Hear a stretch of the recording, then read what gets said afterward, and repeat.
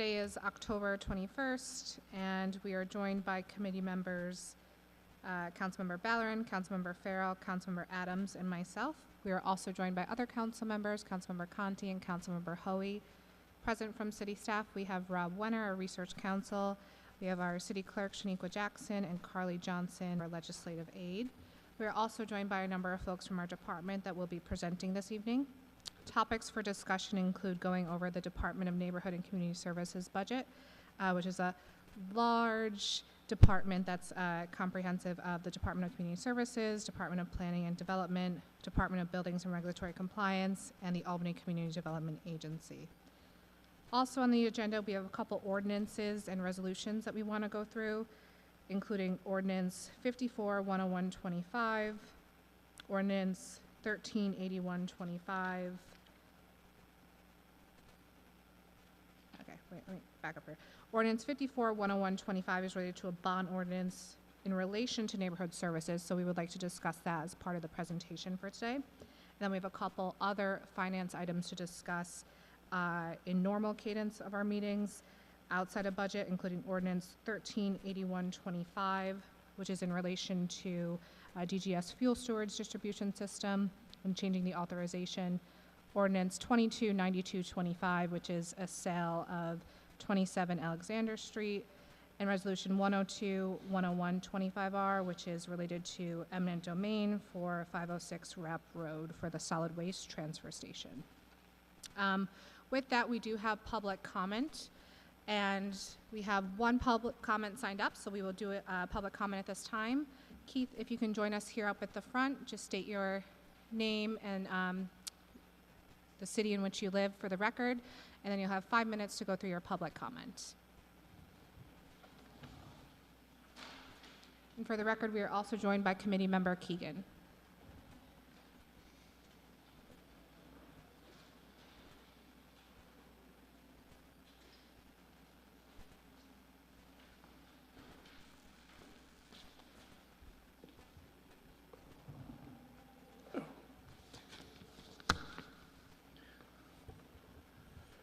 Set.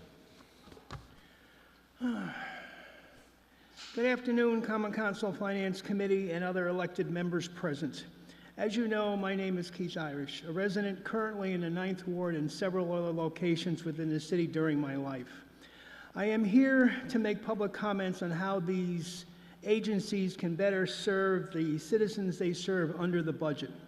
The Departments of Neighborhood and Community Services, Planning and Development, Building and Regulatory Compliance, and the Albany Community Development Agency all have diverse and challenging needs to get out the information to the citizens they serve, but all can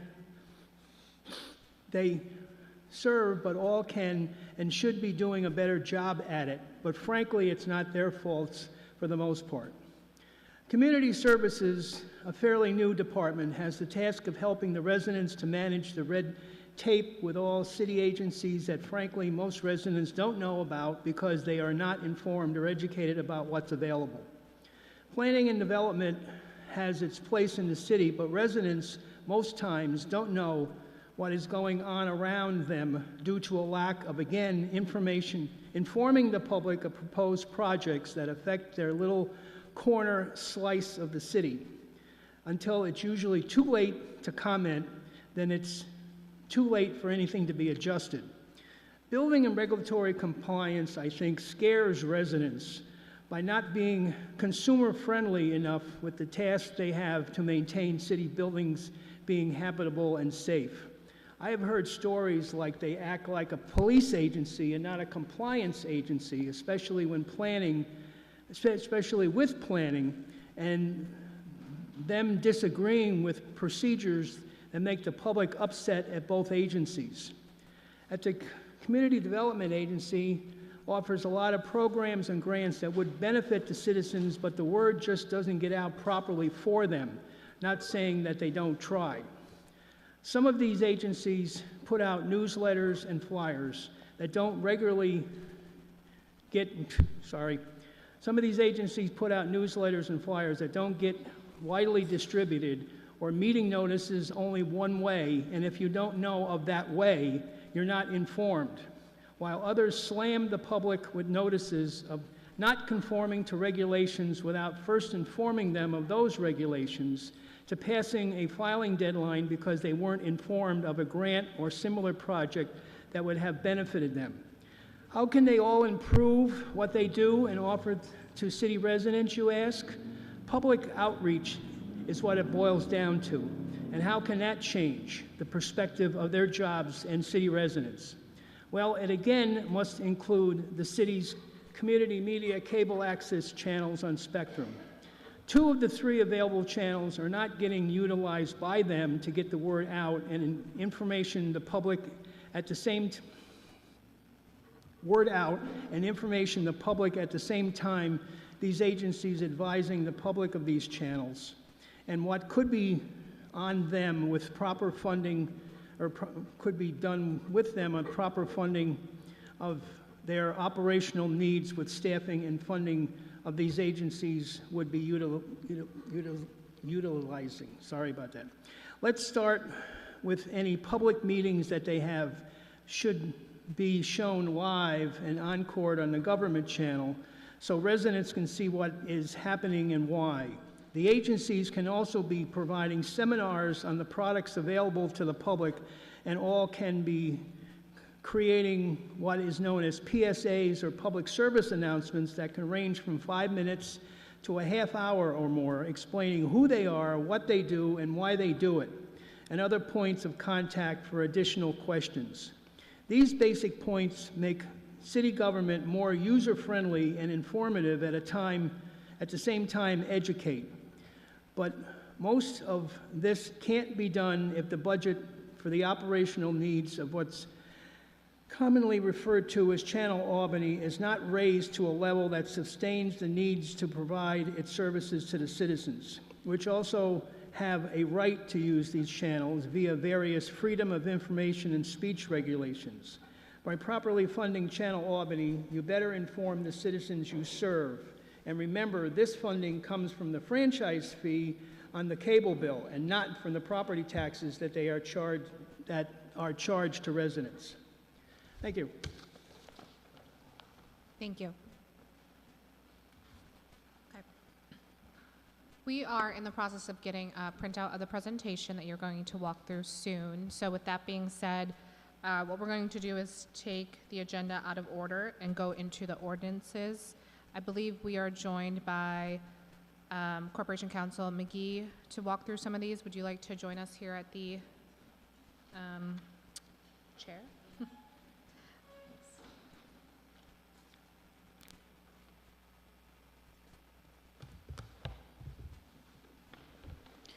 Good evening. Good evening. So, everyone, we're going to start with Ordinance 138125. This is an ordinance amending ordinance number 46-10223, which authorized certain purchases by the City of Albany at a maximum estimated cost of $600,000 and authorized lease financing or the issuance of 600,000 serial bonds of said city to pay the cost thereof, DGS fuel storage and distribution system, by increasing such authorization to $800,000. Necessity for this ordinance, general purpose of this ordinance, looks like the project was originally part of 2024 budget. The original estimate for the full system replacement was conducted in the third quarter of 2023. Since that time, the amount needed to complete the project has increased to $200,000 more due to the time, inflation, and other factors. Anything else you would like to share with us for this ordinance? No, that everything you said there kind of covers it, so I don't have much to add. Thank you. Any questions from committee members? Councilmember Ballerin. Thank you, Chair. Just a quick question. Did we go back out to bid since the number came back significantly higher than originally proposed? I'm not sure. I mean, frankly, I'm here to discuss mainly the eminent domain ordinance. With respect to the specifics of the DGS project, I don't have specifics on that. I can get information for the committee on that. But at this point, I just don't have further information on that particular ordinance. Okay, thank you. Yep. Other questions? Councilmember Keegan. Do we know any additional information about how the costs went up by 200,000? Other than inflation being a driver, that's the extent of, I think, what we were provided. I would look towards, do we have Robert in the room? Sergio's Oh. here. Sergio, yes. Thank you. Thank you, Commissioner. Can you come up to the mic, though? Thank you. Okay.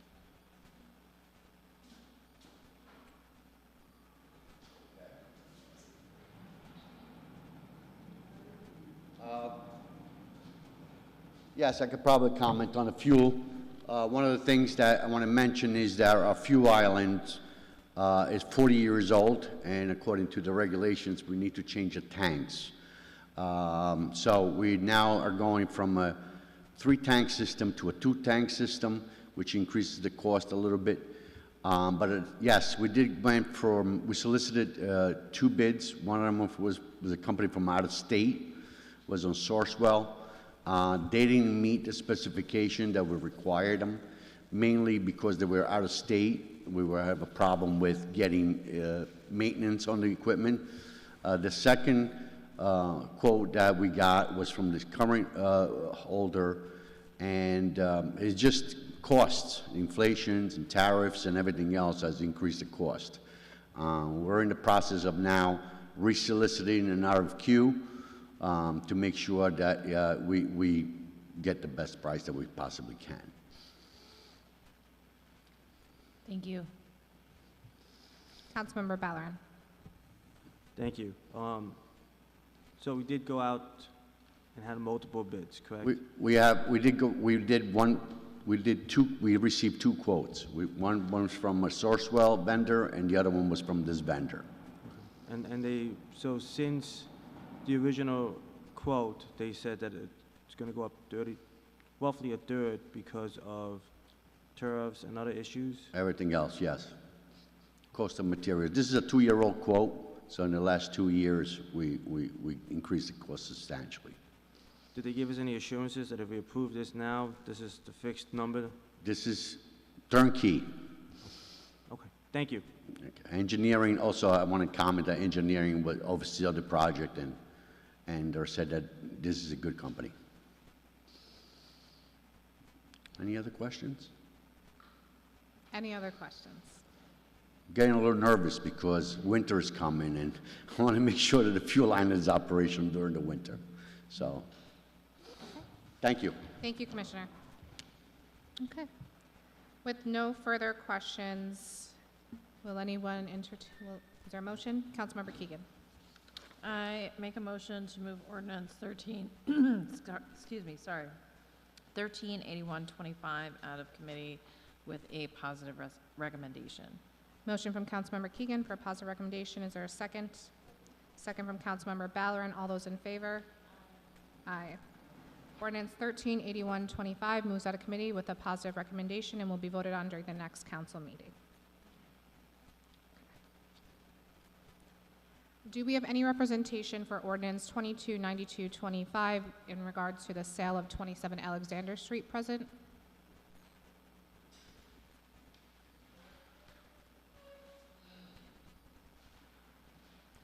Welcome back. This is an ordinance authorizing the sale of 27 Alexander Street, tax map parcel number 7665-162 to Rosemary Casepi. So yeah, Ms. Casepi is the owner of an adjacent property. 27 Alexander is a vacant lot. She was interested in purchasing it to expand her property. It takes a vacant parcel off city hands, adds it to the tax rolls, reduces our maintenance obligation. So it's a win-win all around.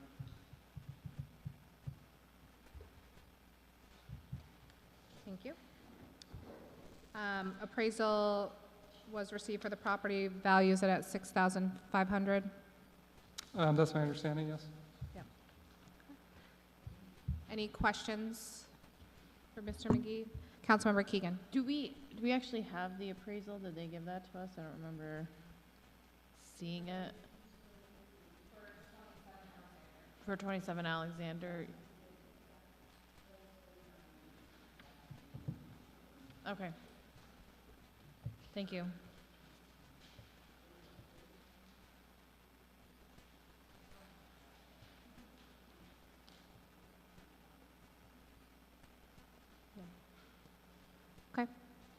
Any additional questions, comments? Councilmember Farrell. I move that ordinance, I probably should have made sure that I had the actual, there we go. 229225 move through the committee with a positive recommendation.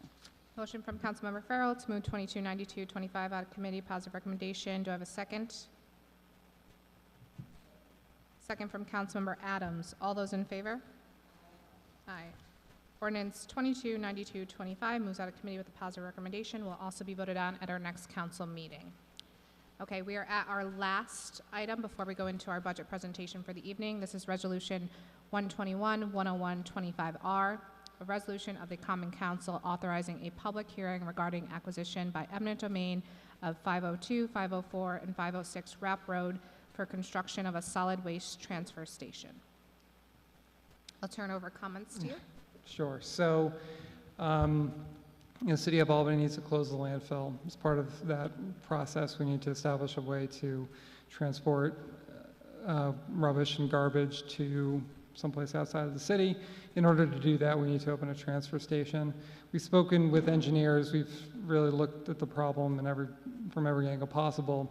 We've determined that these Rapp Road parcels are the only place to locate a transfer station in a way that's feasible. So we have reached out to the property owners. Settlement negotiations have, an offer has been made to purchase the property. The city purchased an option on the property as well. The last communication we've had from the owners, as far as I know, occurred in October. They're currently asking for roughly 5 times the appraised value, and they're not willing to budge on that number.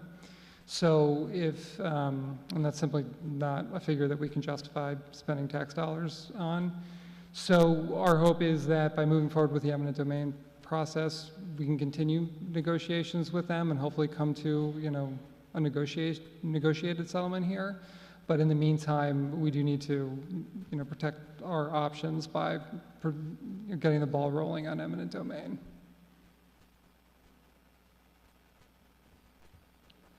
Questions from committee members?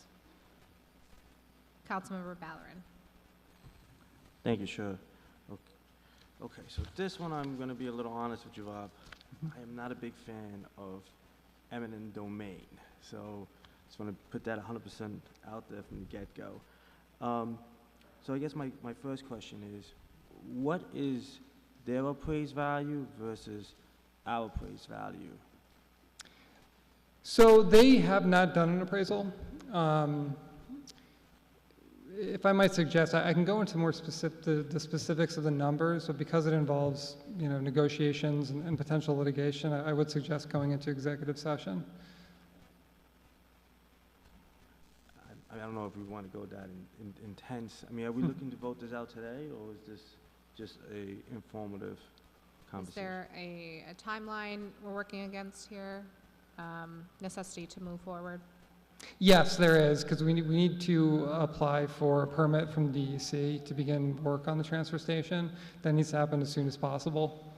I'm not, I don't know if Sergio's here. He can give you some more details into that process and when we need to have the landfill closed. But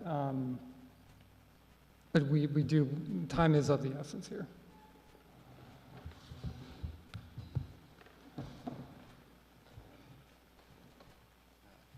Again, without going into the details, because negotiations are still ongoing, we're hopefully that this will come to a conclusion without using the eminent domain. I don't think anyone here, including myself, are pro eminent domain.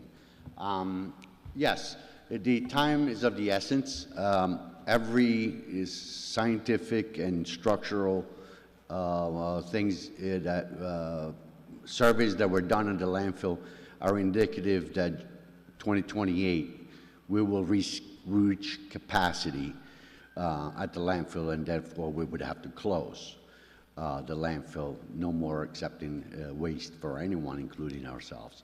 So the exercise that we've done, this is in working for the last 3 or 4 years, is to find alternatives, sites which there were none. And at the same time, we're also alternative methods of managing our solid waste, which there were none. So ultimately, this particular ordinance is allowing for us to have a public hearing. We have met with the DEC.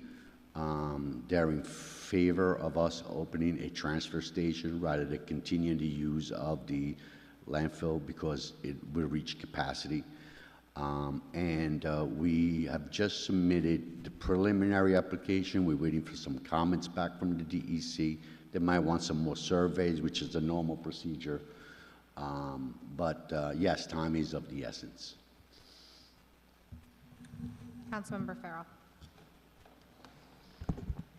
Thank you. So it's my understanding that this is something that the city has tried to do for years to purchase this land. Is that accurate?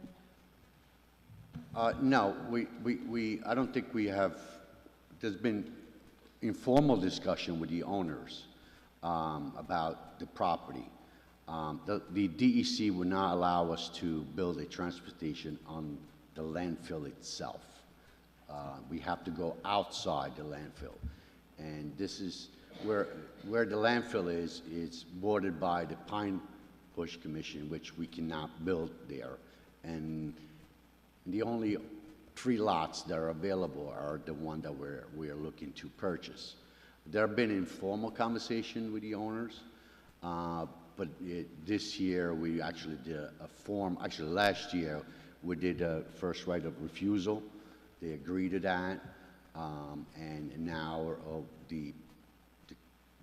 we did an appraisal ourselves, and as the attorney has said, it's 5 times, their response was 5 times higher than what would normally everyone said. That was what I wanted to just kind of highlight, that this was something that, you know, there has been a process and even informal conversations for years that this was not a surprise, this is not anything like that.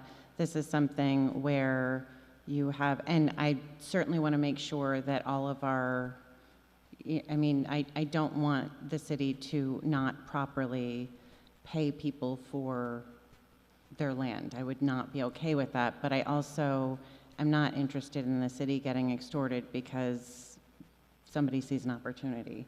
And I think that it is actually a smart thing to do to utilize this process to allow us to have something where it is fair on both sides.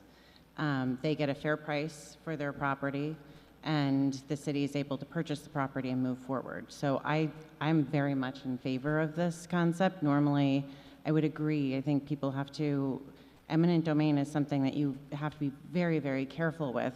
But I also don't think it's okay to dramatically raise prices because you know that you can, because you have the city over a barrel. And I'm sorry, that's not appropriate to use in this situation. But you have the city in a difficult position. So I think it's very smart to do, and I think it's also a last resort that we're using. It's certainly not the first thing that was done. It's certainly not the second thing that was done. Probably wasn't the third or fourth thing that was done. But we're now in this situation. We have to move forward, and I don't want to be extorted a whole bunch of taxpayer dollars because somebody sees an opportunity. I mean, not for nothing, and I think that they should be properly funded for it, but the land is also right next to a dump. Like, it's not as if they're going to be building anything, you know. You brought up a good point. We made an offer, and then they had a counter offer, then we made another counter offer. So it's a process, you're absolutely right. One of the things that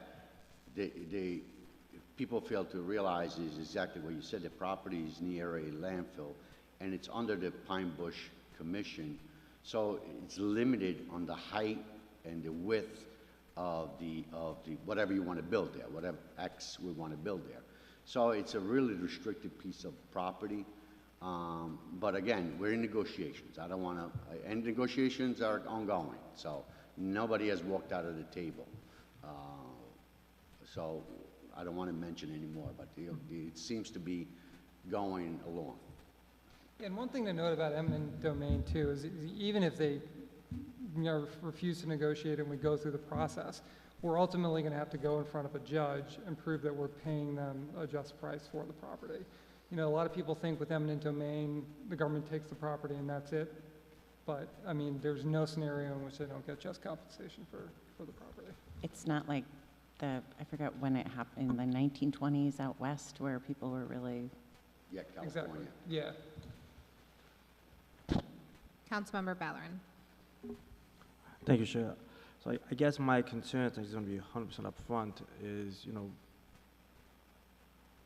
by moving this forward, it puts them in a much difficult position to try to negotiate a fair contract. And that's my concern.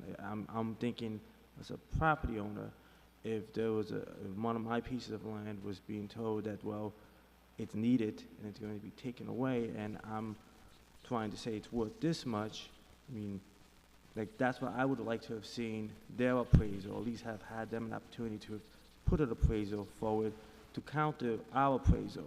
And I mean, I understand that property may have limitations, but this is why people buy property, is to invest. And if we just authorized an extra $200,000 on a inflation bond, on a bond that had increased a third because of inflation. That means this property has gone up in value over the years as well. So that should also be taken into consideration when we're having these negotiations. So that's my only concern is, without knowing the numbers, without knowing what they've presented versus what you've seen as your appraisal, or without knowing if they've had the opportunity to put an appraisal, I just don't feel so comfortable moving. I know we got to get this out, and I know we got to get this started, but I personally have concerns with the idea that we just got a counteroffer in October, if I'm correct. Was Yeah, that- so if I could just, I mean, we've invited and we've asked them to counter our appraisal. They've had an opportunity for several months to do that, and we haven't received it. I mean, the closest thing we had was just a very unprofessional kind of list of comparable properties that were all commercial, that were just not actually comparable to the properties we're talking about here. And again, we got a third-party appraiser, professionally licensed appraiser. They want 5 times that amount. And like I said, they've been at that position of wanting 5 times the appraised value since August. And we've reached out to them for, to continue negotiations, and they just haven't moved. And we think this is really the only thing that's going to bring them to the table. And like I said, this process is going to take months. The negotiations are going to continue, and I think when they see that we're serious about making sure that this transfer station happens, it'll be the impetus we need to make the negotiation move forward. I want to take a straw vote on the committee here. Just one quick thing, because the point that Councilmember Ballerin brings up is that without knowing the numbers, he doesn't feel comfortable. So are other people wanting to go into executive session to talk through this a little bit more?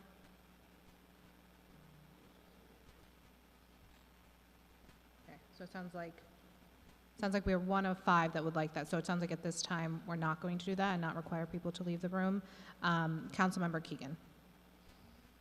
Just one quick follow-up question. In the eminent domain process, it is my understanding that they have the right to prove that their requested ask is an accurate and true assessment of the value of the property. And it may be through that process that the city ends up on the back end and having to pay significantly more for the property than what we are currently offering, because they have managed to convince a judge that this property is worth significantly more than our appraisers valued it at, correct? That's a possibility. I mean, but again, but yeah, that's a possibility. Councilmember Hoey. Thank you, Chair, and thank you, gentlemen. Conversation is always good. So I got a few questions, and it's just for knowledge and to understand the process. I've been on the council almost 8 years. This is the first time that I can remember eminent domain being brought up. I could be wrong, but I just don't remember it. how many times, Robert, have we done eminent domain in the city? I'm just curious. Offhand, I'm unaware of us having done it kind of in the recent past. I know the IDA did it with respect to some of the lots in downtown, but not often. I mean, this is an extraordinary circumstance. Okay, and I'm understanding, with the conversation, the importance of it. But Sergio, you mentioned about the landfill closing in '28. My question is, right now, do we still allow commercial dumpers to come in and use our landfill? We in the last 3 years, we have seriously reduced the amount of, now, this year is the first year, beginning January 1st of this year, that we only take Answer City, which is our people that have agreements with us. We allowed very, very few commercial establishments. Would we be able to get more, another year or half year, if we just stopped commercial dumping totally? We're doing what we can. Last year, for example, we bought a garbage shredding machine that instead of us dumping into a cell, as they call them, it shreds the garbage so you could spread it among an even thing.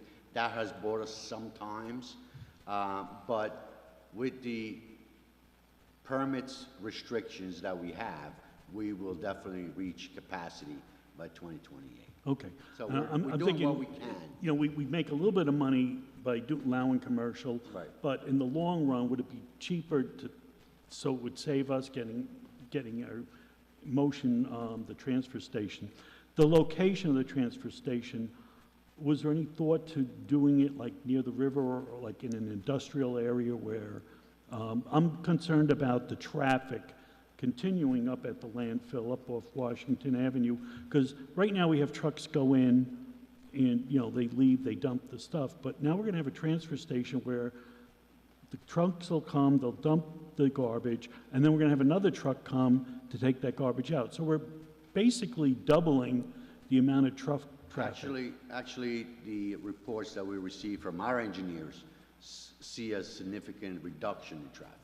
Okay. There will be less heavy equipment going into the landfill.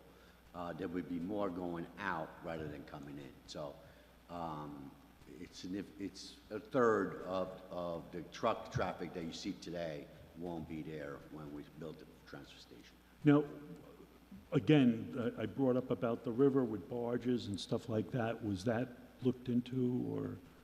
We looked at, about 3 or 4 years ago, I remember we looked at several options, and there really was not property large enough. Also, there's a factor that you want to do some environmental justice. You don't want to put it in the middle of a regular neighborhood or one of the neighborhood that's already, down the port, which there's already issue with smog and pollution. So we have done a pretty thorough reports and fact-finding, and the area where we're talking about specifically seems to be the only part. Things could change in 10 years. Technology could change 10 years from now, but right now, all the indication is that is the most feasible and most adaptive thing to our community.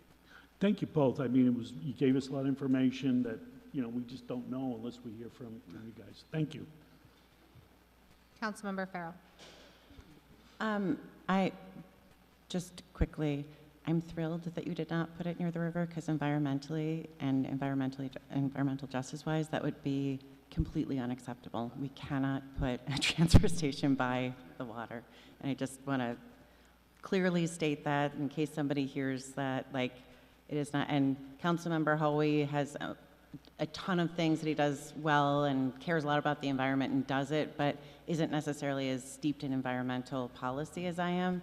And I just want to say for the record, it would be a terrible idea. But we had to consider it. That's an option that we had to look at. We also considered pixie dust and making garbage disappear all of a sudden. Well, that would be the best. If we could do that, our would be the solid best, waste but crisis would be solved. It's just not feasible. I was wondering if it was possible, and this would be Rob, Perhaps before our next council meeting, if we can save some time with caucus or something like that, we could do a quick executive session and we could talk about the numbers with the full council. Because I think to Councilmember Balleron's point, there might be an interest to know those details if that's possible. Yeah, I'd be happy to. Great. Thank you. Councilmember Balleron? Thanks, Chair. I was going to be quick. I was just going to say, I don't want to hold this up anymore, take any more of this time. I know we have a lengthy meeting. I'm going to be abstaining from here today, but I do look forward to getting some more information on the matter before it goes to the full council. So, thank you. Thank you. Any additional questions, comments? Okay. Is there a motion? Councilmember Farrell. As the one who is most positive about this, I will move. I move to move Resolution 121-101-25R out of the committee with positive recommendation. We have a motion from Councilmember Farrell. I heard a second from Councilmember Adams. All those in favor? Aye. Resolution 121-101-25R moves out of committee with a positive recommendation. We have one abstention from Councilmember Balleron, and this will be voted on at our next council meeting, and we'll also plan to have an executive session in caucus prior to that vote. Thank you very much, gentlemen. Okay, that takes us through our non-2026 budget items for the evening. So now we are going to transition to our presentation for the Department of Neighborhood and Community Services. Without further ado, Commissioner Andrews, if you could join us here at the front with your team, and we'll have you walk us through your presentation.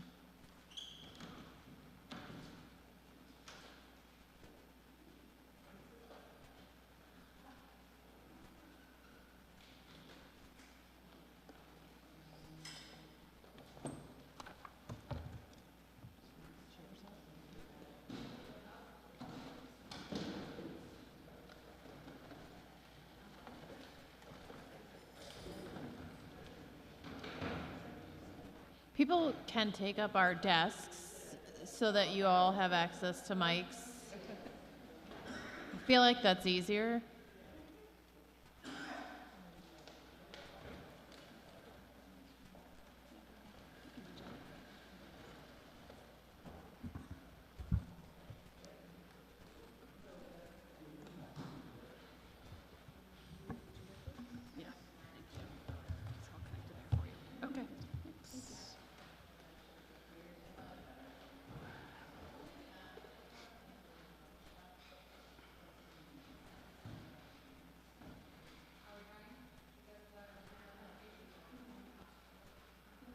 All right, Commissioner Andrews and extended team, a lot of you.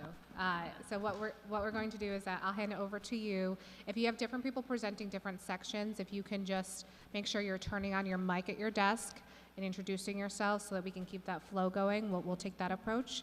And I'll hand it over to you without further ado. Sounds good. Hi, everybody. I'm Faye Andrews. I'm the Commissioner for Neighborhood and Community Services.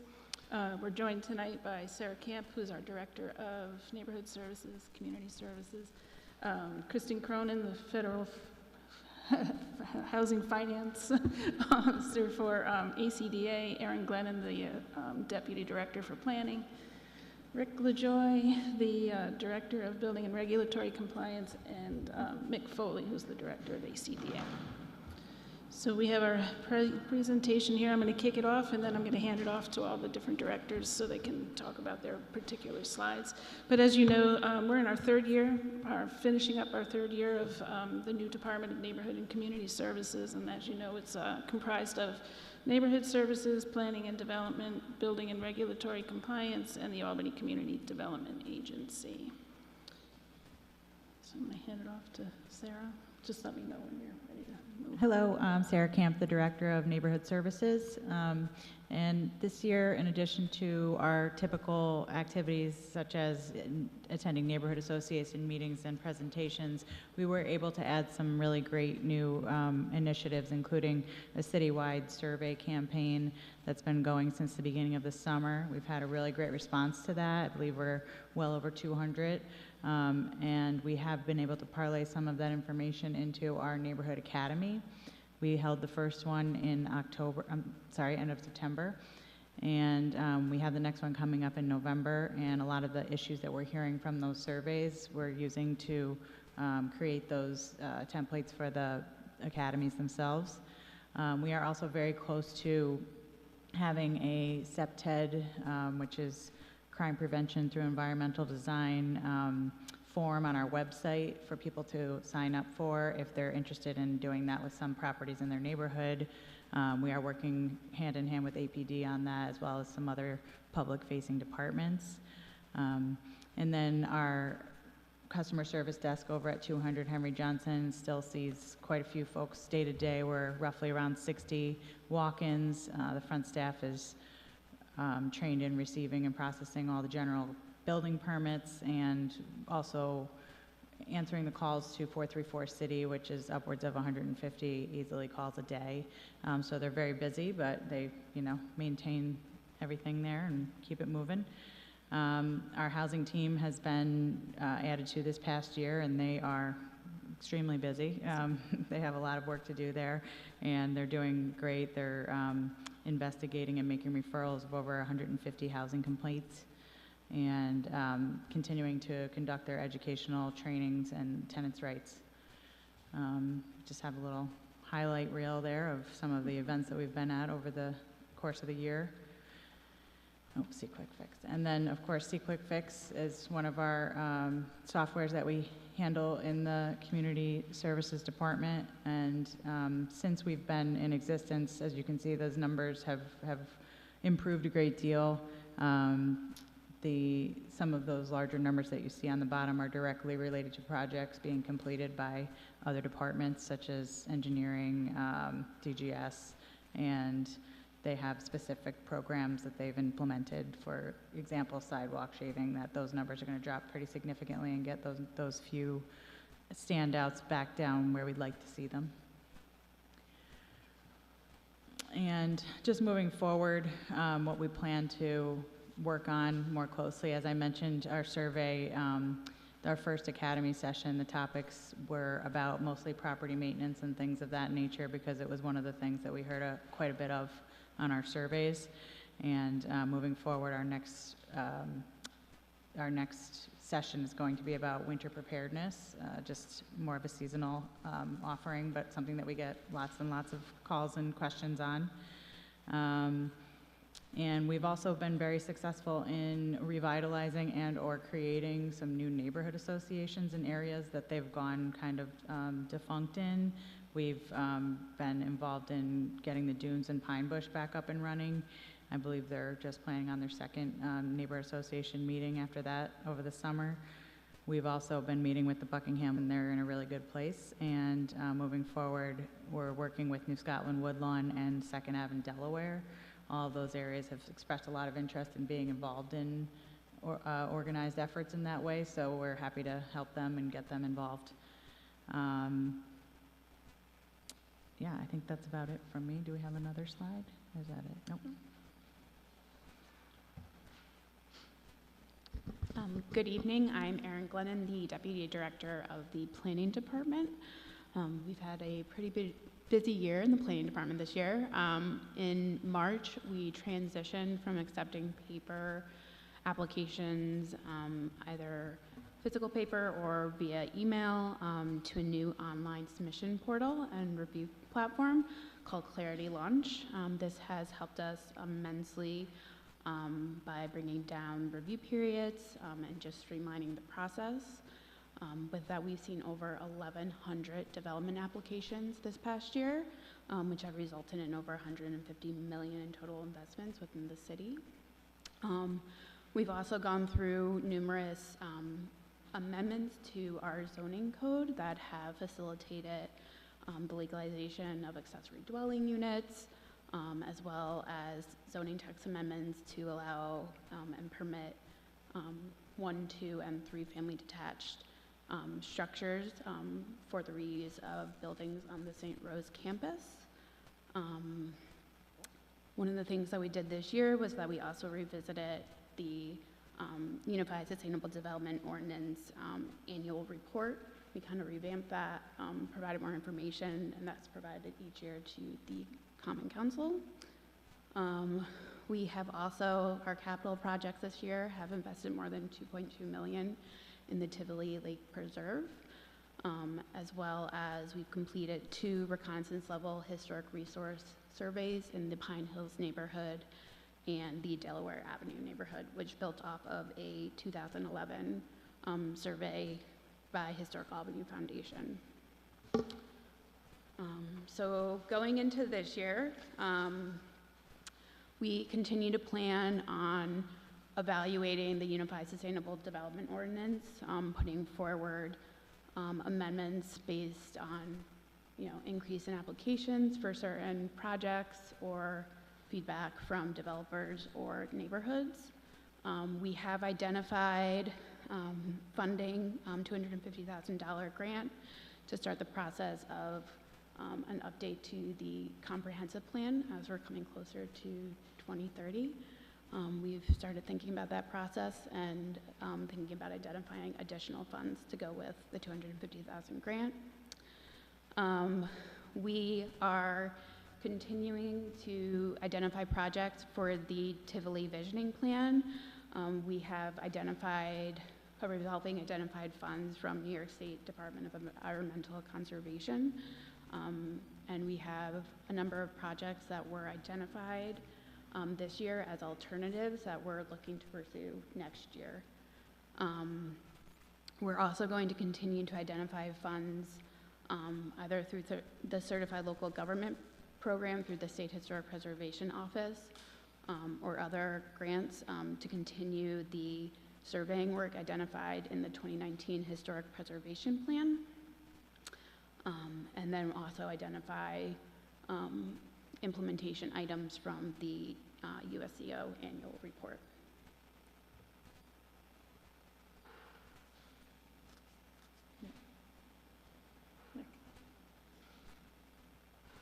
Hi, I'm Mick Foley. I'm the Director of Albany Community Development. I have Kristen Cronin, our Federal Housing Finance Manager, with us as well. I think we had a very successful year so far. In ACDA, we were able to assist 106 households with our in-house acquisition and rehab programs. Over 24,000 individuals have benefited from our CDBG Public Service Award. We successfully closed out a lead hazard reduction grant, which resulted in the creation of 205 lead-safe housing units in the city of Albany. We were awarded a new $5 million lead hazard reduction grant to assist in making 220 housing units lead-safe over the next 5 years. We also secured a $2.1 million Leading in Lead grant from New York State to create lead-safe housing and rental units throughout the city. We still supported the construction of 206 affordable housing units throughout the city, and we submitted our 5-year consolidated plan, which has been approved by HUD.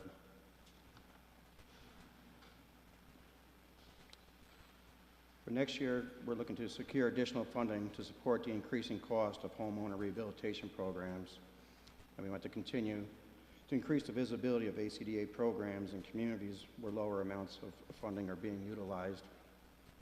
And we want to develop a citywide housing strategy in conjunction with the ACDA Consolidated Plan and planning efforts on the 2030 Comprehensive Plan. We included a few charts for ACDA rehabilitation program recipients by ward, so you can kind of take a look where our money is spread out throughout the city. We have our CDBG Public Service Program beneficiaries, the first one by race, the next one by income. And then we also have our ACDA housing program recipients by race and again by income.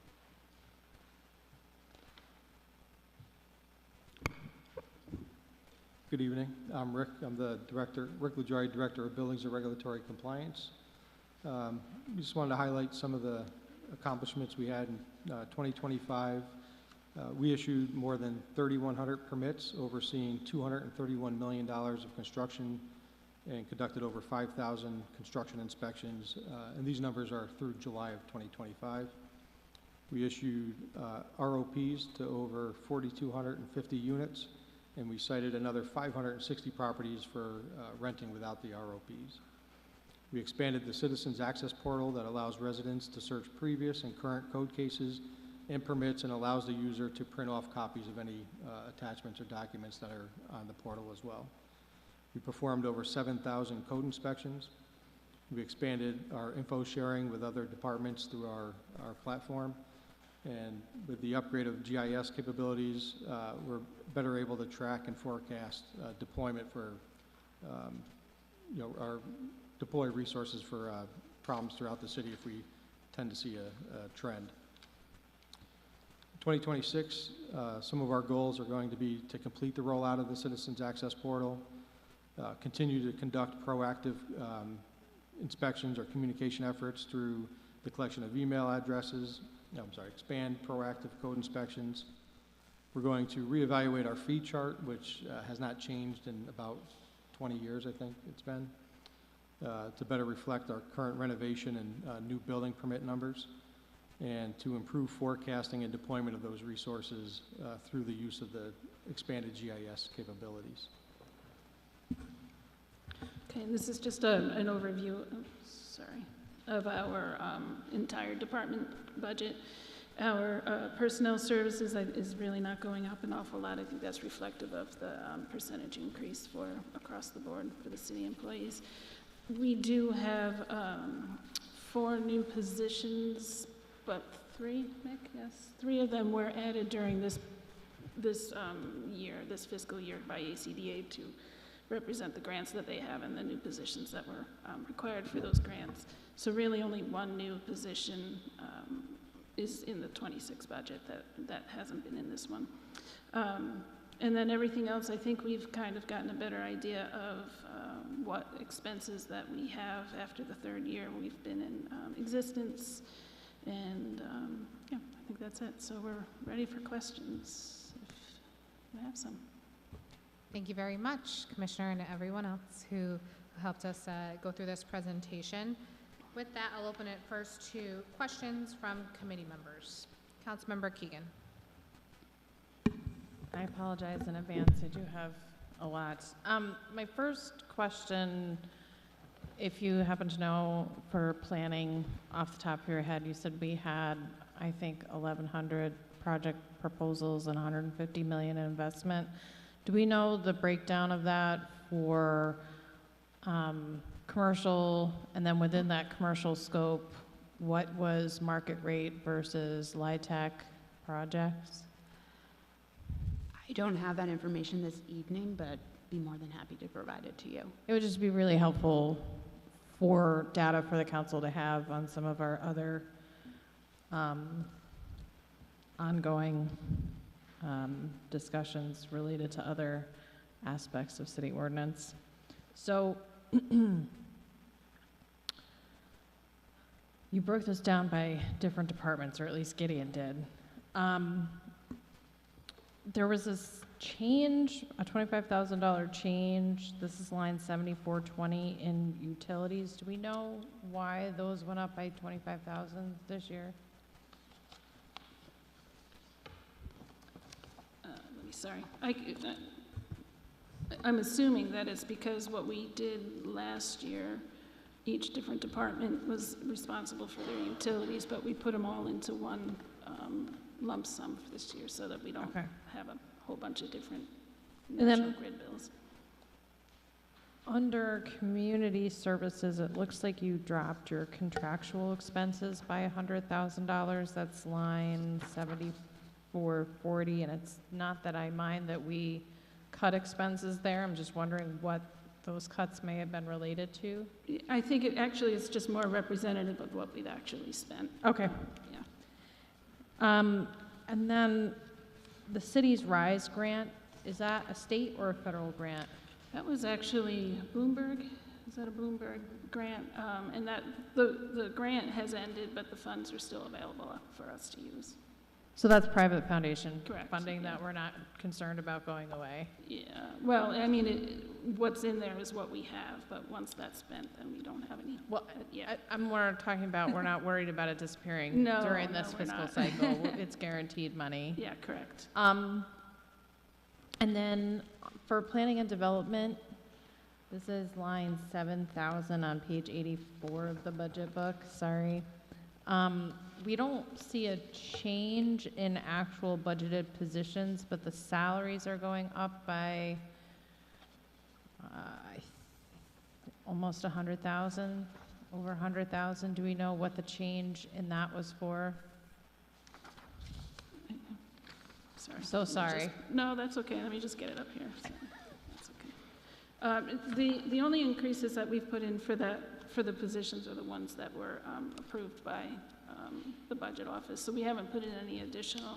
So the way that this is laid out in our budget books, under planning, we had 10 positions budgeted for last year and 10 positions budgeted for this year, but the salary expenses went from $640,701 to $746,420, just specifically for planning.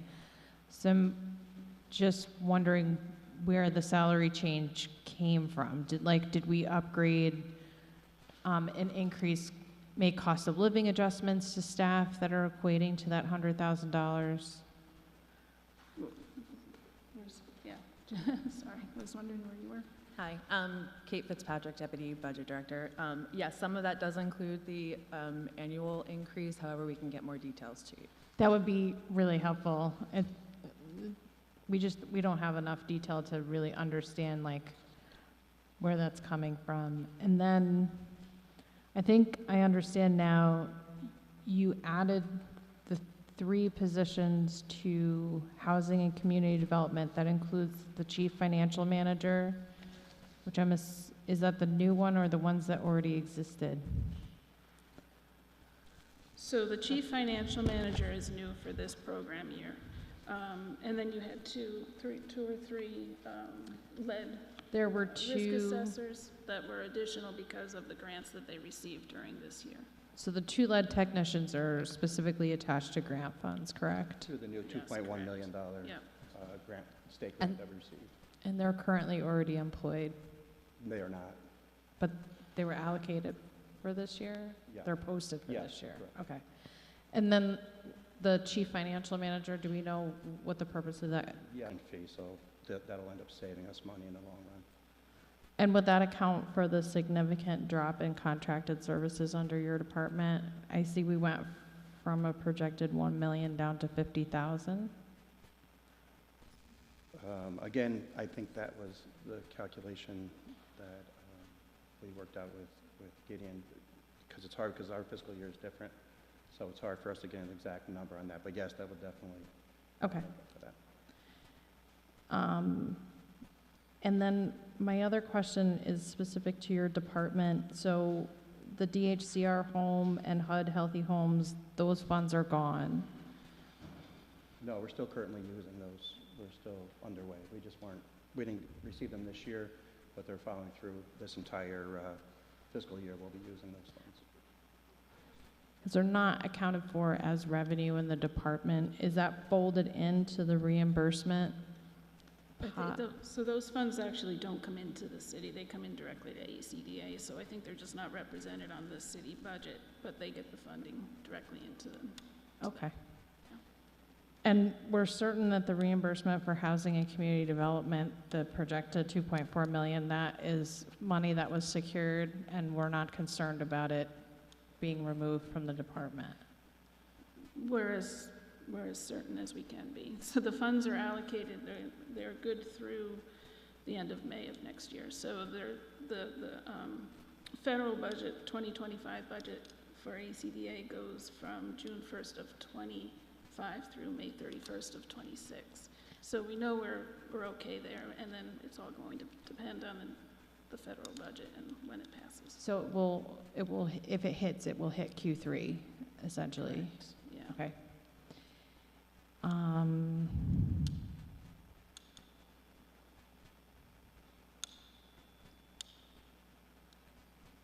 on to you, Rick.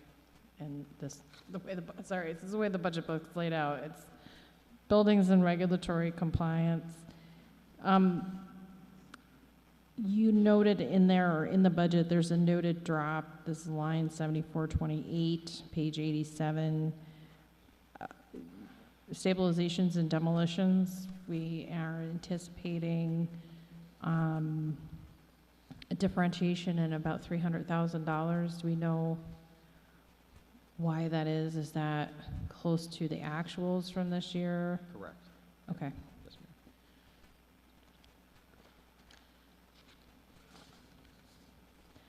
And then there were a ton of changes. If you look through revenues, the numbers sort of shifted around all over the place. This is page 88. As we're going through the various different programs that you guys do, I believe, permits for.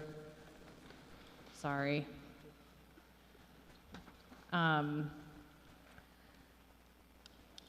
For example, there's a differentiation in 25,000 for elevator programs. I'm assuming, is that based upon actuals from 2025? That's correct. Okay. So the numbers that we're seeing, I'm not going to bother to go through it all, but I'm assuming that all of these changes, including this sort of 400,000 for the safety inspection permits, those are based upon 2025 actuals. That's correct. Yes, ma'am. Okay. Those are all my questions. Thank you. Thank you. Additional questions? Councilmember Farrell. I was just wondering, there are some staffing changes, and I was just curious if you could kind of go, I mean, I can go through and point them all out, but I'm assuming you know them all better than we do. No, sure. I was just curious if you could kind of go through them, just so we could have a greater understanding. Sure. Do you want to start with the administrative assistant, and then we'll just move on? Sorry. We had added an administrative assistant to the neighborhood services department. It's supposed to be more of a senior clerk to oversee the front staff. That I just mentioned that there's a need for it. There's just a high quantity of traffic, and yeah, that was just pretty straightforward. And then, do you want to talk about the lead technician positions too? Yeah, so in order to support the $2.1 million from the state funds, is why we were going to, originally we wanted to put 2 risk assessors on, but it's going to be harder to get a risk assessor hired, so we're going with a lead technician, which can be out in the field more readily and quicker than a risk assessor. And then as far as our finance manager or CFO, BST no longer had the capability of helping us the way they have in the past, and it's going to end up being a cost savings in the long run. I have to be honest, I wasn't sure if it was a lead technician or a lead technician. I was like, with ACDA, it could go either way. And then you have the plans examiner position, Rick? Yes, we added a title, plans examiner, which will allow our staff to be one staff member to be highly focused on plan review, which will help expedite and be more efficient as we're turning around permits. Our average turnaround time currently for a building permit is about 4 to 6 days, which is really good, but we would like to really tighten it up and be more efficient where we can. So that's the position that we added to our line. And I just noticed that a plumbing inspector is Correct. removed. Right. So as a couple years ago, our electrical inspector retired, and we chose not to replace it with a single person doing just one aspect, because when we put all our eggs in one basket, it opens us up to issues down the road if that person leaves, retires, or gets sick. Our certification through the state mandates that we're all, do those electrical inspections, we do plumbing inspections, et cetera. So we did not fill that position with a plumbing inspector. All of our building inspectors are conducting plumbing inspections. That's what our state certification gives us the ability to do. And in preparation of that, because we lost a really great inspector when our plumbing inspector left, the state was gracious enough to come in monthly and do special training with my staff, specifically on plumbing. So it's been really, really helpful. That's excellent. And just, I think those were all of the... Yeah, there was one other one that we just changed the title from the Love Your Block Fellow to a Love Your Block Coordinator. When that position first started, it was a grant-funded position, and it was a fellow, and it really wasn't, the job description really wasn't representative of what our current Love Your Block coordinator is doing, so we just wanted to bring it more into align with what she's doing and what the program does. Yeah, that one, it looked like it was, It's just a swap. I assumed it was like they were doing a good job and you wanted a new title for them, which Well, is. it's just to make it more of a, you know, a fellow was like a 2-year position, and Right. she's been here for much longer than that, and we wanted to. Which is a good thing. Yeah. Rick, it's something that we've talked about a lot over the years, and just because I know how much I personally put your code inspectors in all sorts of different situations in my ward. I like to check in on how the code inspectors are doing. I know that it's something that we were able to change some legislation to support you guys, but also over the years have shifted their pay scale up to kind of keep them on.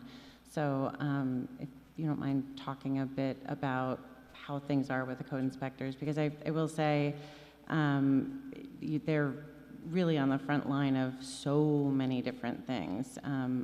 If it's not an APD call, it's a codes call, and I appreciate what they do and where they go and their interaction throughout my ward.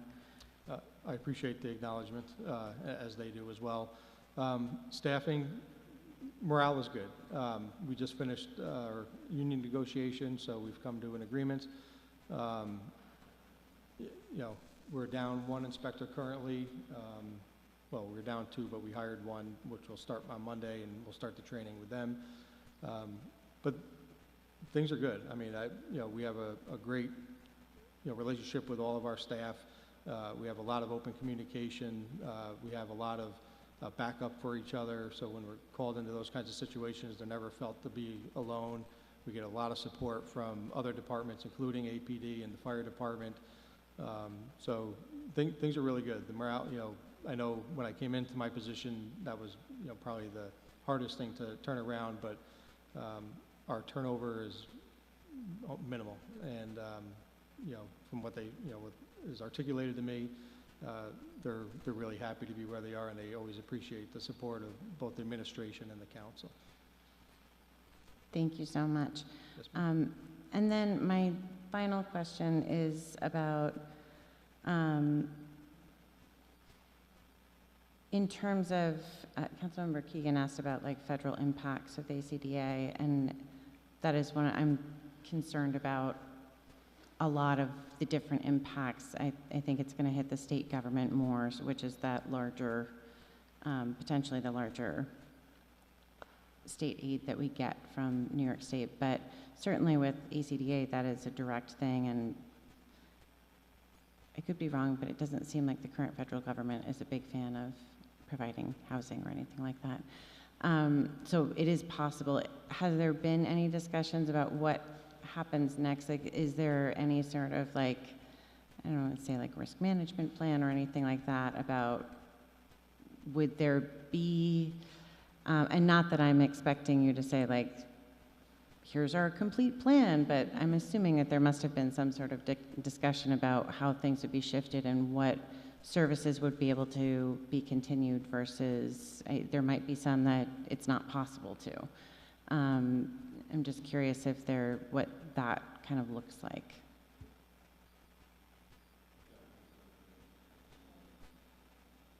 So I'm Kristen Cronin. I'm the Federal Housing Finance Manager at ACDA. So for the proposed fiscal year 2026 budget, the only funding right now currently at risk is the home funding. The government's logic in doing that is that they had come out with stimulus funding called Home ARP, which is for a limited portion of the population. So many of those funds remain unexpended, so now they're targeting the home program to eliminate that funding. So if that funding is completely eliminated, this year we have a little over $800,000 in home funds. So that would be obviously a significant loss. There was also just a bill passed in the Senate on October 10th of this year. It's called the 2025 Road to Housing Act.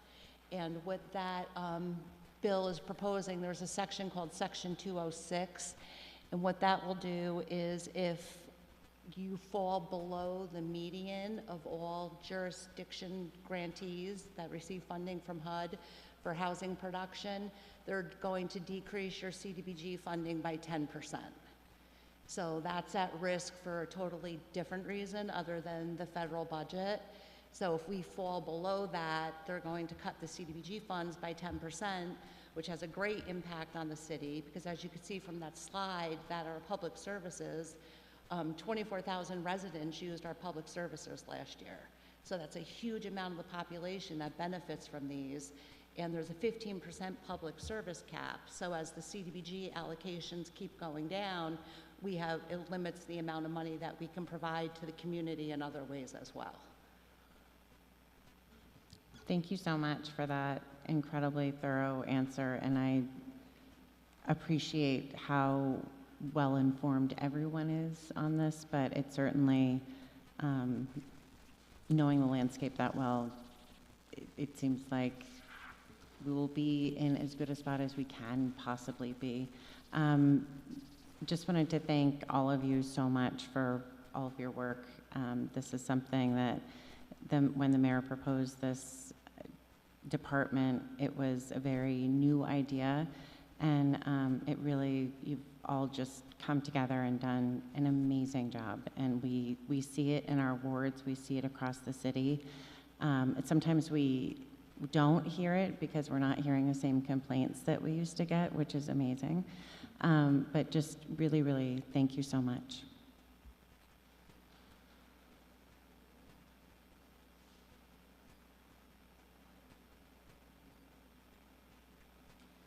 Councilmember Ballerin. Thank you, Chair. And thank you to my colleagues. I only had two quick questions. I think they've gotten most of it. The first one was really about the federal cuts that we're looking at. So I'm glad to hear that, which is expected.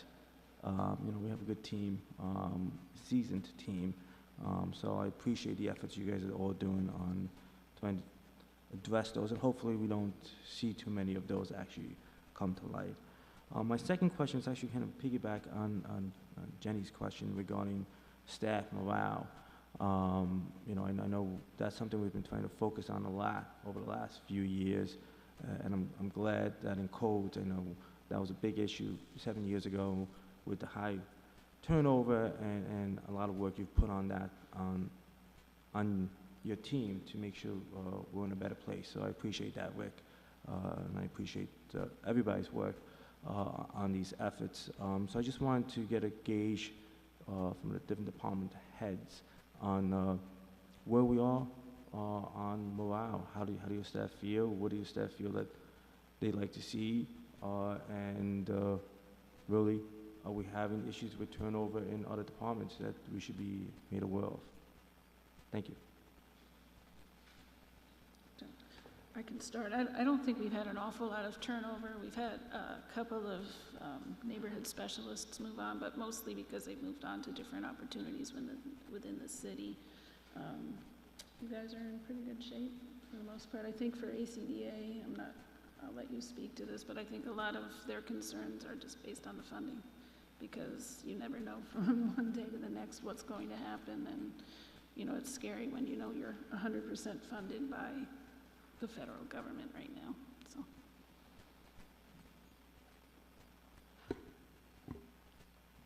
That's all I was going to touch on, is just a little bit of the fear with the state of the federal government right now. So we get people coming in our office all the time, but we know we're safe through May, and we have other funding that hopefully we can stay positive and keep the whole team together and positive through a tough time. But we're getting some positive answers through the last few months. So hopefully after the shutdown, they'll get some good news.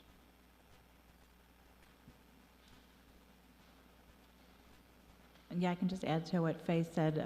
As far as neighborhood services is concerned, the only turnover we've seen really is going to different departments within the city or better opportunities within our departments, which we support and promote as much as possible. So very few open positions, and morale seems to be on the up and up. I would echo that as well. We had a very stable staff.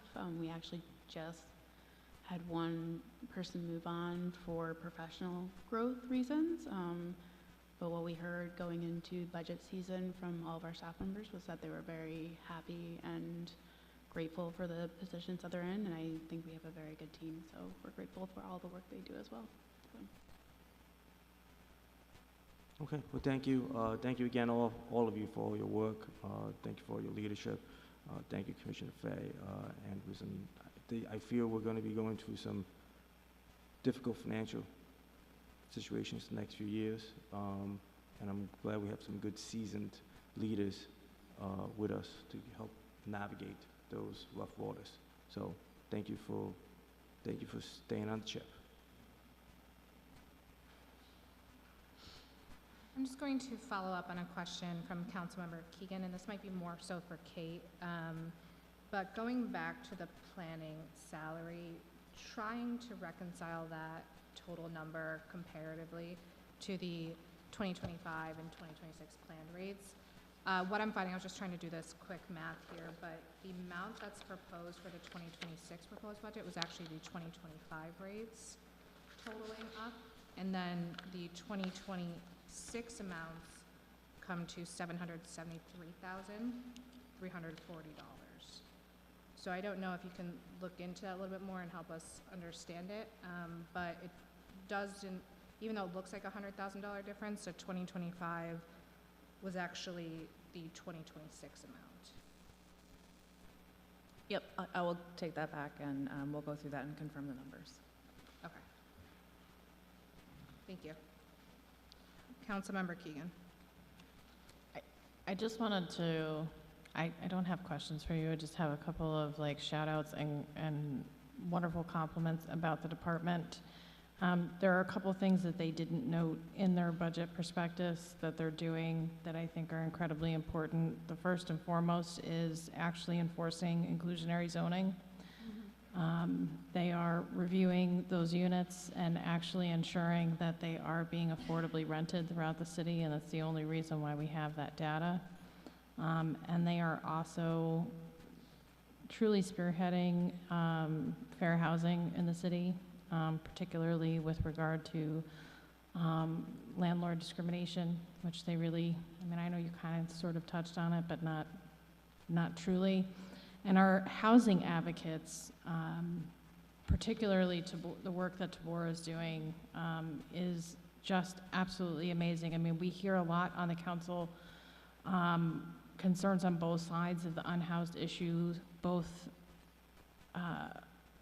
our neighbors here in the city who are concerned about interacting with our unhoused population, and also those who are advocating for our unhoused population. And, you know, that team has really figured out a niche way of providing some gap services to start to move people along.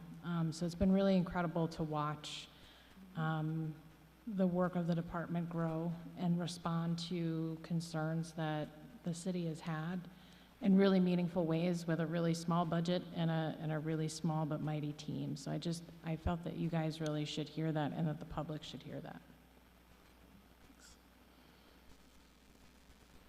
Also, shout out to Ashley. Ashley's amazing. I adore her.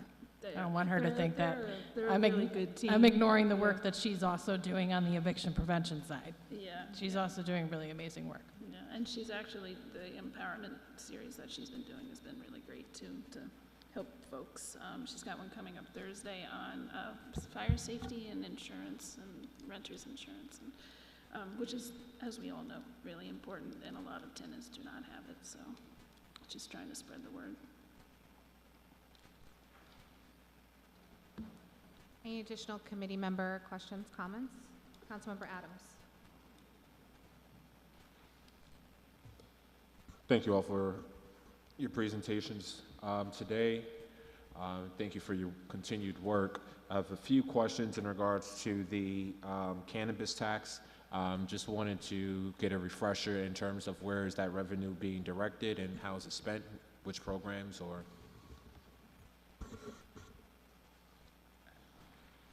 So the cannabis tax, as mentioned last year, that goes generally towards housing. For more specifics, I can certainly have Gideon send some more specifics to you.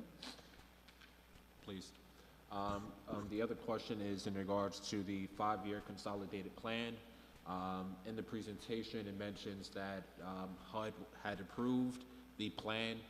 So just wanted to know the next steps in that process and the feedback that you received from the community feedback within that plan.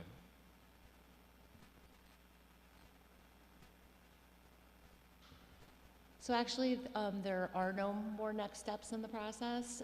We had a very successful open house for community feedback back in March. We didn't receive so many comments on the plan, just more comments on where people think that the federal funding should be directed. So it was a lot of after-school program, unhoused issues. There was a lot of things for teen centers, which the city is building community centers out of a different funding stream, not ACDA's. So we didn't really have an overabundance of comments to the plan itself. We just had a lot of feedback at the public meetings, at the open house. Okay. Thank you for your response. And is there a plan to, again, use that information that you received or that's in the consolidated plan to, again, line that up with the 2030 plan, but also revisit the city's 2030 plan to see where we fall at or any adjustments that we should be looking at in terms of development or how we plan to address some of the housing issues? Oh, sure. I mean, we'll be coordinating with planning to compare the data and to compare all the feedback. We are actually very fortunate to have Palomi from the planning department assist us a lot with the consolidated plan because Mick and I were both rather new to the process. So Palomi was extremely helpful. So she has a lot of the data and everything where we can tie it together and see if we need to change course on anything. Okay.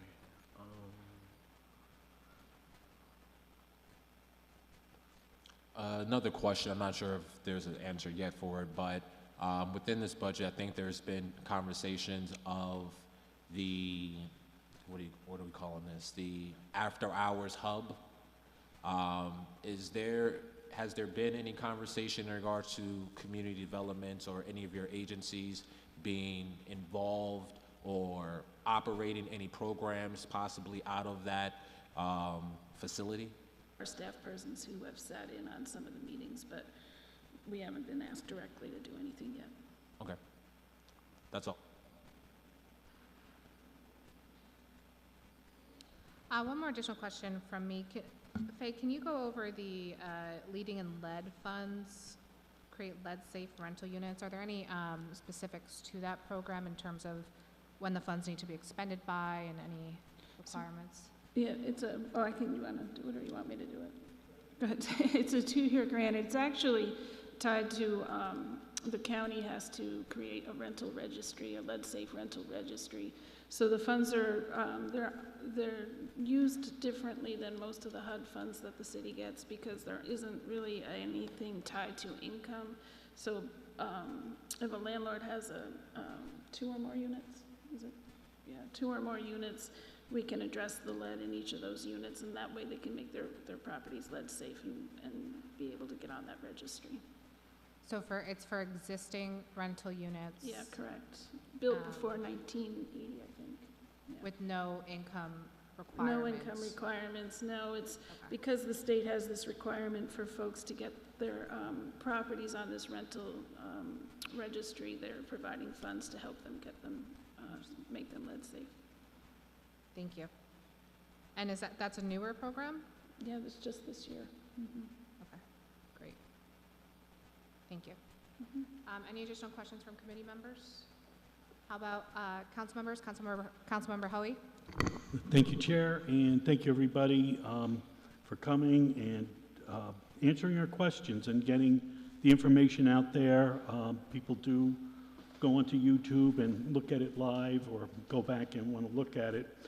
You know, I'm sitting here, I'm thinking, you know, 5 years ago, we didn't know there'd be 5 years after with, you know, we lived through COVID for a good more than 2 years, and things really kind of slowed down, and now all of a sudden, things are picking up and they're exponentially getting faster and faster, and there's a lot going on. So one of the things I want to know, and it's where I represent the 15th Ward, and probably in the city, if you look at it, the 15th Ward is one of the most aging wards. We have a lot of older people that have been there for 50, 60 years. And what I'm observing is, and have over the past years, people, when they pass on, their children tend to hang on to the houses and rent. And some of them live out of state. And I mean, it's at least you know who owns it, or I think there was a little bit more control, but we have this new thing out there called Airbnbs that we didn't have 5, 6 years ago. And what's happening is people are renting out like a house or an apartment where it used to be like, you know, $1,500 a month, and now they're getting $200, $300 a night. And there's a lot more people doing it. We're seeing in the 15th Ward corporations buying up property and doing it. Now, the Airbnbs, it's a statewide problem. Did pass legislation where the county can opt out, and Albany County did not opt out, where to set up a registry for the Airbnbs.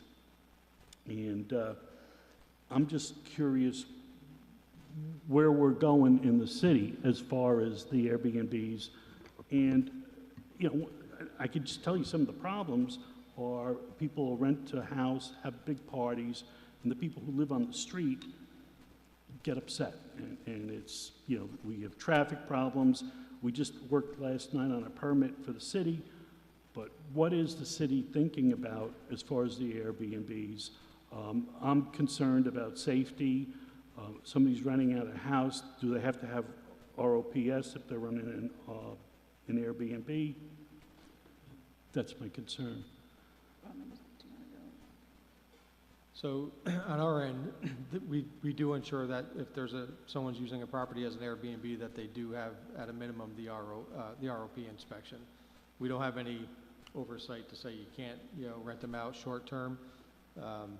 But as long as it's going to be rented out, we're ensuring that they have, you know, the necessary ROP to the best of our ability. And are we tied into the county system of like, because I think what they do require the big, I think Verbo is one and Airbnb is the other. They have databases. Do we get access to that so we know where the Airbnbs are?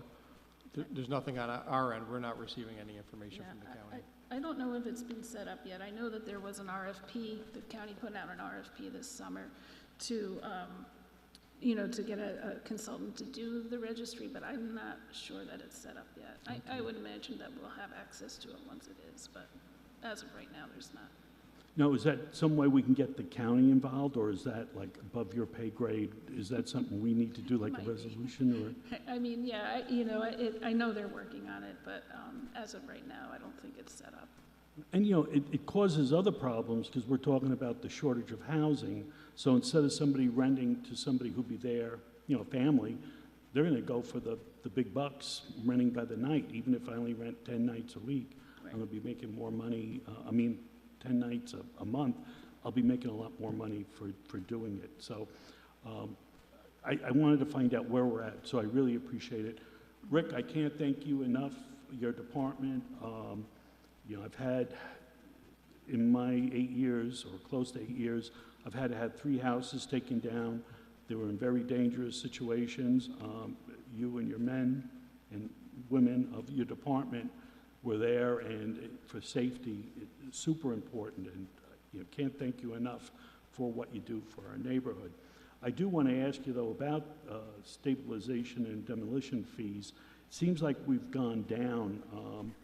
The 2024 actual was 2188, and now you're projecting 1800. Do you foresee like a drop-off? So, so a lot of our proactive measures have, shown as a reduction in emergency demolition by neglect. Where some of the increases come are, we're having, unfortunately, there's been more fires and catastrophic events that, are not things that we can really plan for.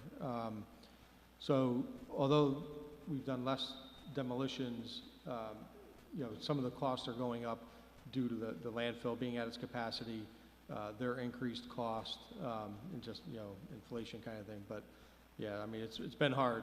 We've done really well in reducing the amount of demolition by neglect, but we're still faced with a lot of the unforeseen events. Now, if there is a demolition by fire, does if the person has insurance, does that pay for the? Most times, but unfortunately, there's no mechanism. Well, I don't know all the logistics of it. I can tell you there are times where people will collect on the insurance and then not rebuild or pay the city back. But for the most part, when they're covered, they are getting paid. That's good to hear. I'm sorry that they're not keeping up. And then I had one more question, but I can't find it. So, but thank you all. Thank you for my questions. Any additional questions? Okay. We do have one bond ordinance for neighborhood services that we would like to also discuss this evening. It's ordinance 54-10125. An ordinance authorizing certain purchases by the city of Albany, New York at a maximum estimated cost of $250,000 and authorizing the lease financing or the issuance of $62,500 serial bonds of said city to pay the cost thereof. Neighborhood Services Lincoln Park Connector. Can we get some information on this particular bond ordinance? I honestly, I don't know if that's actually ours. It's not, we haven't been working on the Lincoln Park project in quite a bit, so I'm wondering if it should be the infrastructure director. I'm not positive.